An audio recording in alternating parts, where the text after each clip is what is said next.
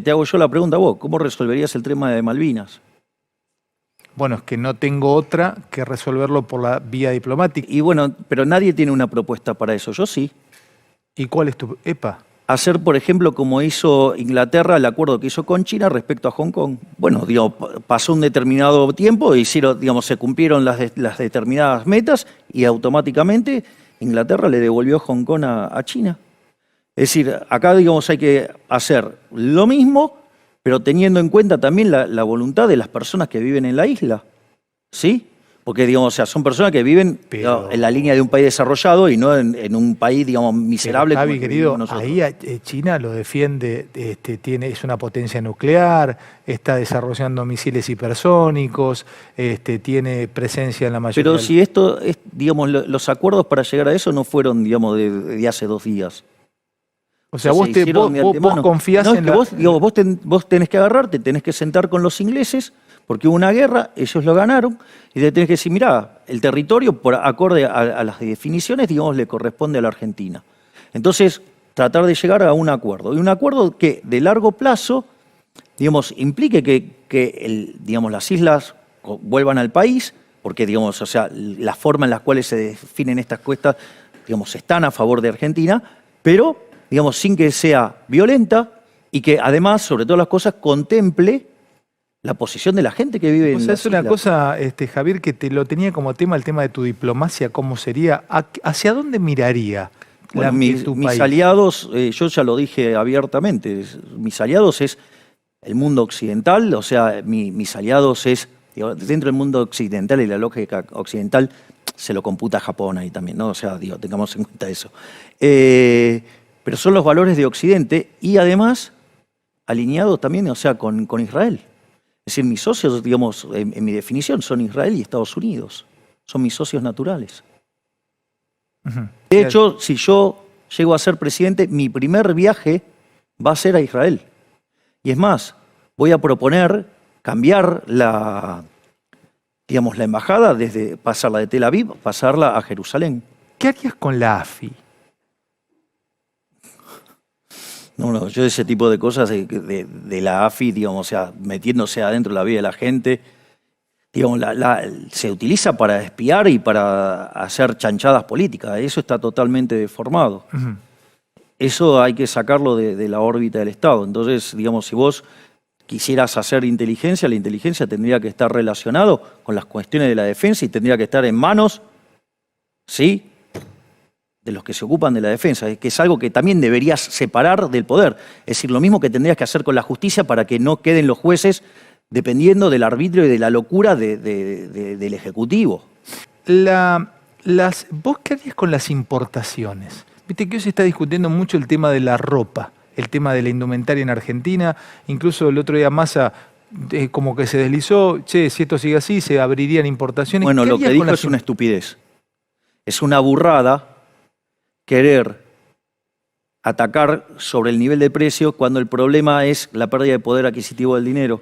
O sea, el problema es la inflación. Vos vas a la esencia, ¿no? Claro, te quedás o sea, claro. Y esto lo único que haría es cambiar el nivel, pero no la tasa de variación. No, esto es un tema no menor, porque cuando dicen estas burradas, hay que decírselos. O sea, eso no, digo, eso. Pero vos sé que hay mucha pyme escuchándote. El problema inflacionario no se ataca de esa manera. Ahora explico. A ver. Entonces lo explico. Digo, esto está dentro de lo que se llaman las reformas de primera generación. Las reformas de primera generación, y además tienen secuencialidad. Vos tenés que bajar el gasto público, o sea, vos tenés que hacer una reforma del Estado, entonces bajás el gasto público para bajar impuestos, flexibilizás el mercado laboral hacia adelante, generando un mercado de seguros, porque en realidad esto es un problema de seguros, o sea, pero mal manejado, lo hacen con restricciones. Te lo hago con un ejemplo. Suponete que vos sos un tipo recontraverso al riesgo, tenés un cagazo padre, digo, cuando salís a la calle de chocar o cualquiera de esas cosas.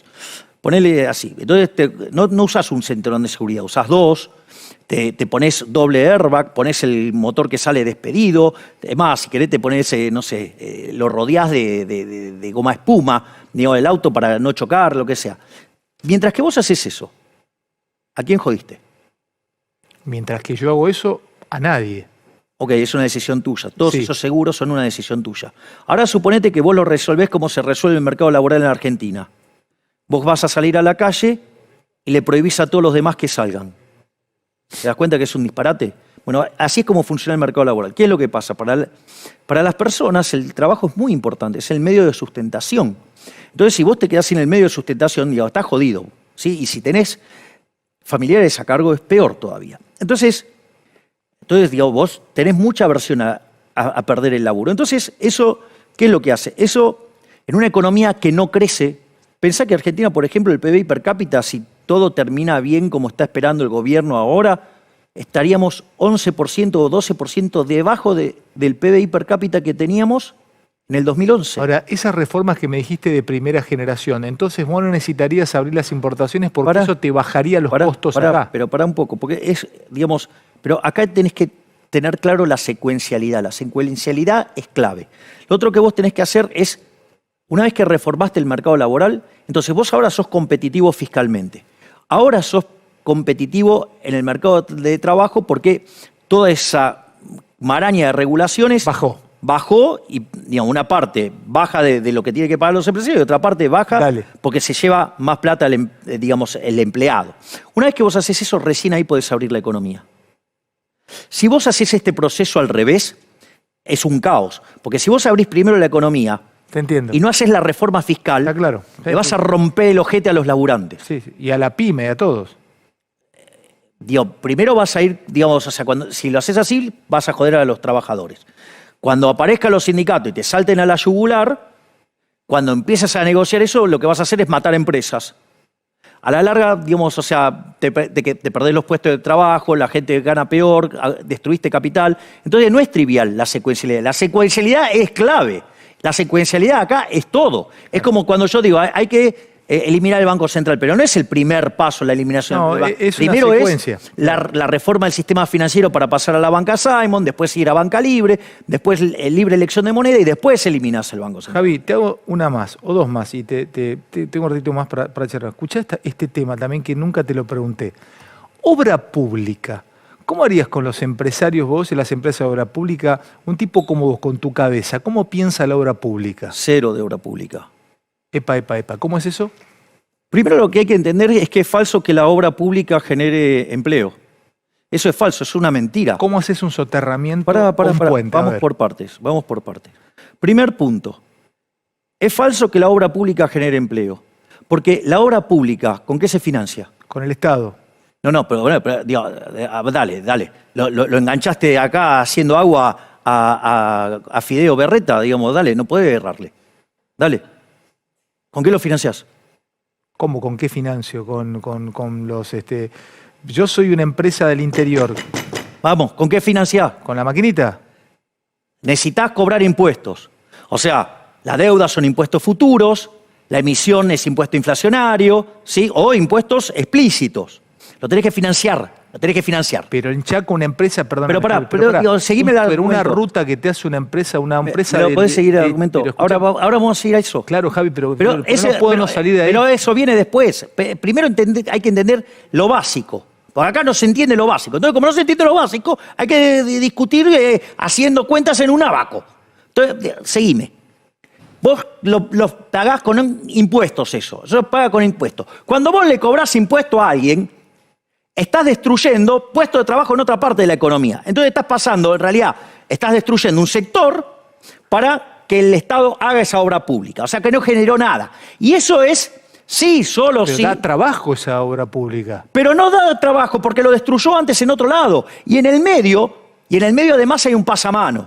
Porque además, si esa obra la gente la quisiera hacer, ya la hubiera hecho. Si la está haciendo el gobierno es porque nadie la quiere hacer. Pero escúchame, si nadie la quiere, Keynes eso funcionó. No, eso no funcionó. Eso es, digamos, tened en cuenta que la teoría general es un panfleto escrito para políticos mesiánicos, chorros y corruptos. Dale, seguí con la obra pública, dale que me interesa. Entonces, esto, sí. ¿Cuál es el punto? El punto es que vos estás sacando recursos de un lado, estás destrozando sectores para financiar esa obra pública. Si esa obra pública, además, no puede ser eficiente. ¿Por qué? Porque la gente quería gastar en otra cosa, no en eso. Por lo tanto, eso tiene que ver, digamos, con los que les gusta el asfalto y todo, las baldosas, y todo eso es tremendo, porque de ahí afanás a lo loco. Entonces, ¿de ahí qué? De ahí afanás a lo loco. Claro. O sea, la corrupción existe porque existe el Estado. Es decir, la corrupción es inherente a la existencia del Estado. Si vos en una empresa tenés corrupción, un vendedor que compra más caro, puede aparecer otra empresa y puede vender el mismo producto pero más barato, ¿sí? O al mismo precio uno de mejor calidad o alguna combinación y te mandó a la quiebra.